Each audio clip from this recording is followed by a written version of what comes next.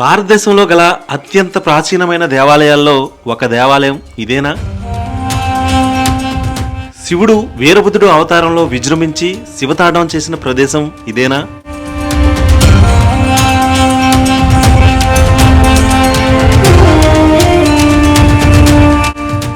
ఈ ఆలయం క్రింద నుంచి గోదావరి నది నిరంతరం నిజంగా ప్రవహిస్తుందా?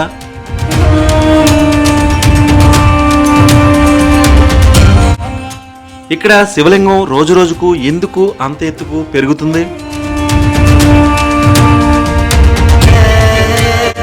ఈ ఆలయంలో ఏ విధమైన సపోర్ట్ లేకుండా రాతి శిల్పాలు గాల్లో ఎందుకు తేలియాడుతున్నాయి? శ్రీరామునికి ఇక్కడ శివలింగానికి ఏదైనా సంబంధం ఉందా? ఎన్నో రహస్యాలు అంత చిక్కని ప్రశ్నలకు సమాధానంగా నిలిచిన మన ద్రాక్షారామంలోని భీమేశ్వర స్వామివారి ఆలయం గురించి ఈ వీడియో.